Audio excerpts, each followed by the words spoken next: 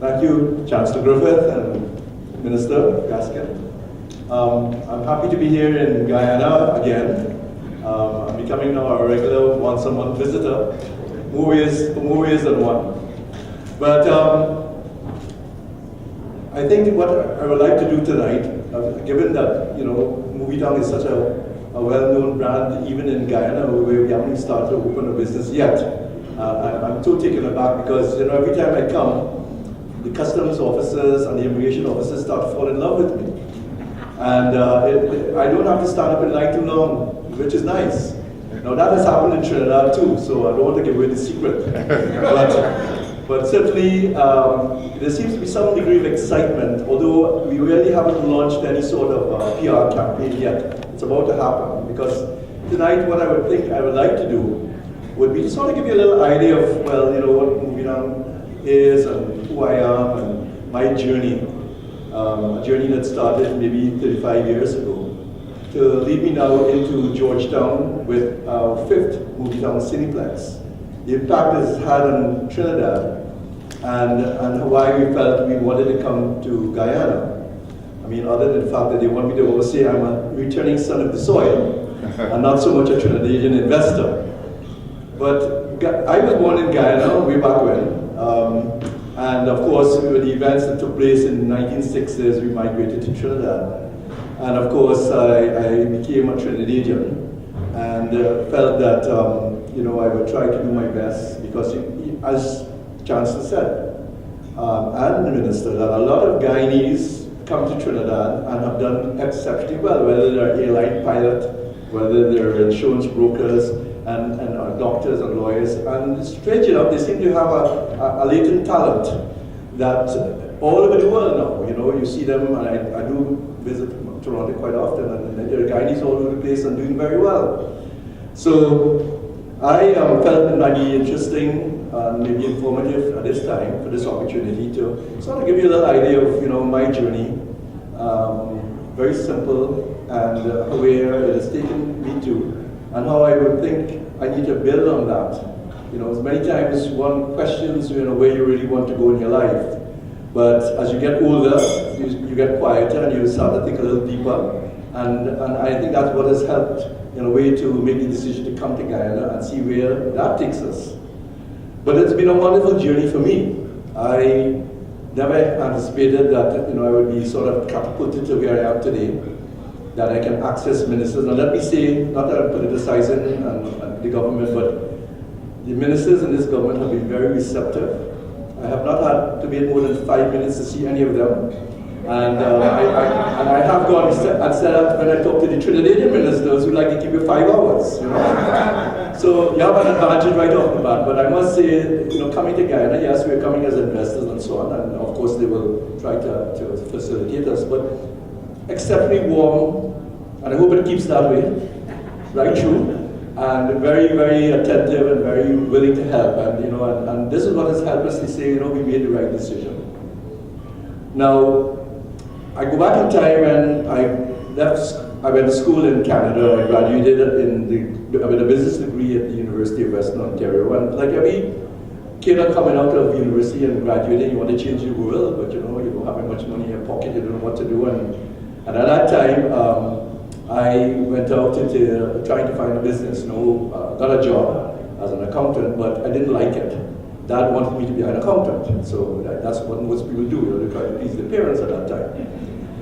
So I always started to be looking around, and I think that's what made me an entrepreneur, because you're very observant, you're very sensitive to things, you look around and you see what people are doing.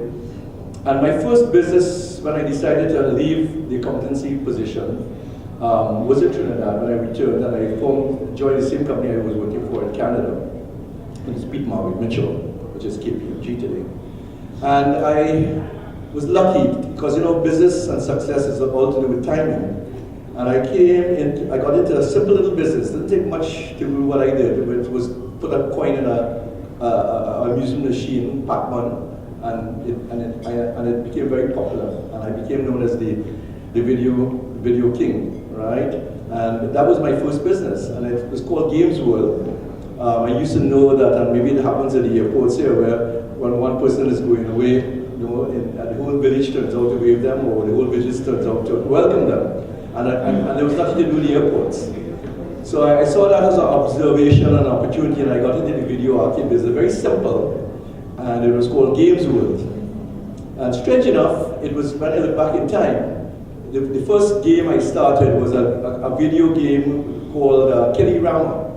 So you put a coin in the machine and a little Popeye cartoon comes out, and the little kid would sit down there and enjoy this 2-minute cartoon. Strange that little video game became to where I am now in a multiplex, cineplex, movie-going business. And that business did very, very well, because I was moving from the mechanical time, when you had to, you shoot little bullets or little targets on in a machine, and it was all mechanical, to the point now that when I started in 1984, we were the advent of asteroids, Atari, Nintendo, that was all coming, and I was the only one in Trinidad that really saw it and did it. And it wasn't easy because I didn't have a lot of money. I had to borrow, and I had to make up all kind of lies to get a little help. And within the first year, it did very, very well. I had to actually close doors and keep people out, which was a very, very good sign. And from that business, and that confidence that I acquired from that, I started to spread out in terms of, when you have these video games and you have these kids and so on and so forth coming in large numbers, you will have security issues. So I started a security company called Telecom. And it's now one of the biggest security companies in Trinidad. Next, I think you have amalgamated here. We're second and third to them. And I do a lot of armored car work.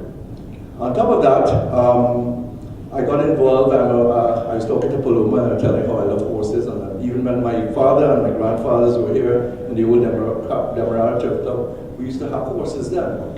And I used to love the horses just because of the type of animals they were. So I got involved with horse racing in Trinidad, became president and a chairman of the clubs eventually. And I started a game, because the Oars never had money.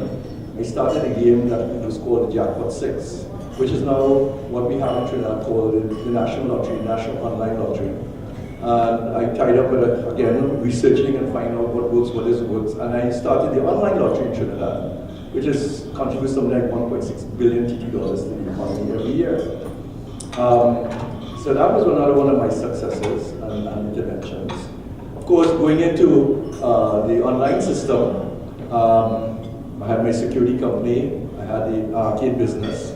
I then started to go to visit Las Vegas. And in Las Vegas, I would see these big electronic boards. I said, wow, MGM, And I said, maybe that could work in Trinidad too. So I bought one board, and it didn't work. So I said, well, maybe this is my first real, non-success story. But I said, maybe give it one more try, and I repositioned it. I tied up with a company called Actronics, which is one of the largest US companies in this business.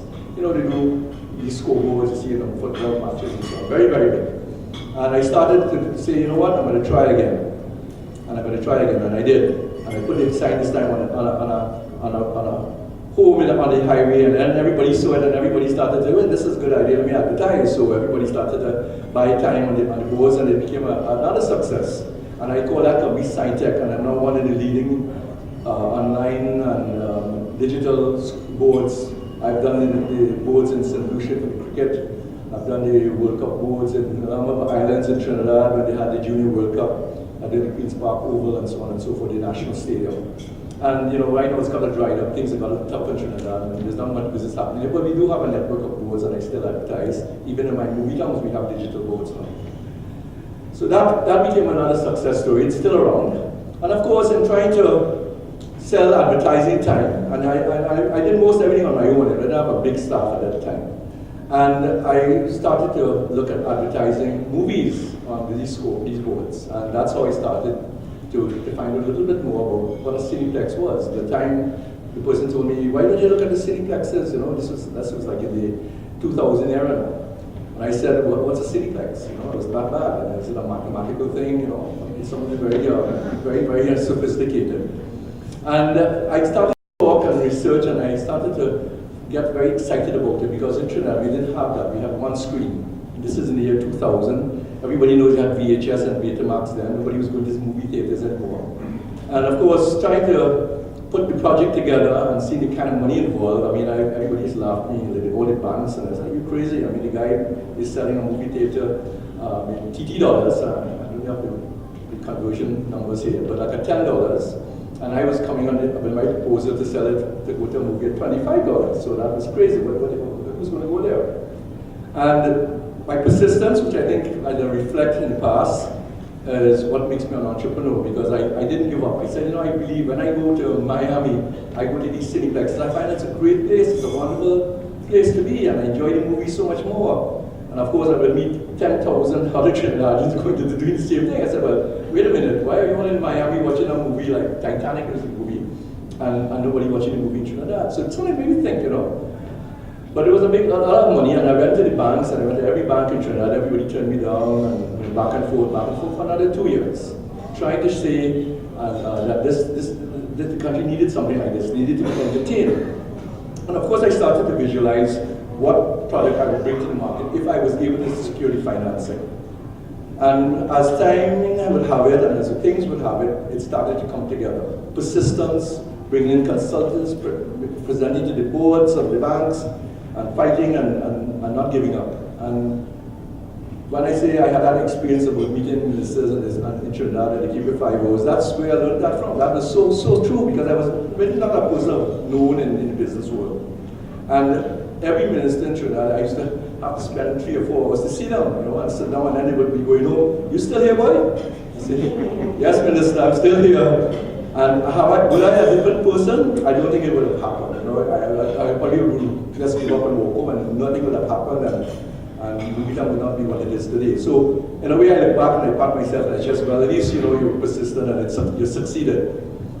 So eventually, over another year or so, by 2002, things started to happen. A whole combination of things happened, and it really looked like it was something that was meant to happen.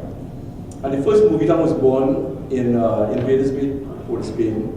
It was totally a different concept. I had an idea of what I wanted to bring to the country. I knew what we didn't have. I knew that people wanted to be entertained. I knew we had to make it a secure place, because we do have a lot of issues in Trinidad even today. And it became a tremendous success. Within a matter of a month, it started like 1,200 people for the first day to 6,000 people by the second month. And I said, all of a sudden, everybody in the banks now started to say, come and see, man, I didn't have to wait anymore. Come in, I want to talk to you. And it became a business that everybody got excited. Coca-Cola jumped in, every concession item, everybody wanted me to be part of it. And it grew and it grew, and we never lost focus of what we wanted to do. We really wanted to create a place that your families could come, that you could bring your children, you could bring the elderly. I have people coming, I haven't been in a movie in 25 years, and when they came, they come every week now. So, so the stories make me very emotional, because when it's Christmas and I see the little kids coming to sing carols or the charities we do, you will find as we come to Guyana, that we're not just about coming to make money. Because, you have to make money to pay your loans. But the focus on my company, and I think why we are successful, is that we touch that nerve that a lot of people are so appreciative of, that Movie Down is there to help us have a good time, to be a happy place, right? To make the kids, when they see that logo, the smile comes onto their faces, because when they go there, they're going to say, I'm going to have a good time. And we work on that so hard, really, really hard. And when we come to Guyana, just as we have changed the landscape because of that focus in Trinidad, we are going to hopefully do the same thing here. I'm hoping that the Guyanese are like everybody else. They want to have a nice time, a safe place, enjoy, get value for the money, enjoy the great movies. When I started, you want to go to a movie, let's assume the movie is coming up as one woman, right? And in the old days, you have to wait 2 months to see that movie. Today, we are even opening before America. We're actually making inroads on those statistics. When it calculated what's happening in South America, Trinidad has certainly emerged to be in the top 20 now as in box office. And over 1.6 million people went to Movie Down last year. That's paid tickets. So the formula works. It's a very close and, I suppose, well-loved. And therefore, I'm seeing the same thing happening, as I say, when I come to the immigration and the customs office. The same thing happened in Trinidad. I'm seeing it here. So I think we're on the right track. And I can promise you that what we do as a company, we are going to be a very good corporate citizen. We are trying to do other things with the university and to see how these partnerships can work out and be beneficial to everyone. We are here not to exploit the country, but to give something back to the whole of the Caribbean, not to only Guyana. We feel that we have a brand that, for whatever reasons, I've been blessed to show that we can do it. Our movie now, I should say, and I go traveling a lot. I go to Cineplex Odeon, I go to cinemas in Hong Kong, I go to cinemas in Japan, can hold its own anywhere in the world. Because I tell many people in Trinidad, we don't compete or make things to compete against Trinidad, but I compete against the world. Because I really would like one day, whether in the very near future, that I could go into the really advanced international markets and make a name for myself. In addition to all of that, we bring the food, the cuisines, those experiences, world-class facilities. I think we are planning to bring 2 of the restaurants here. A lot of you have traveled to Trinidad, and I asked the question, what you think? Do you think Rizzonis could work here? And they tell me, yes, bring it. And to give you a variety of a choice, which will enhance your quality of your life in Guyana.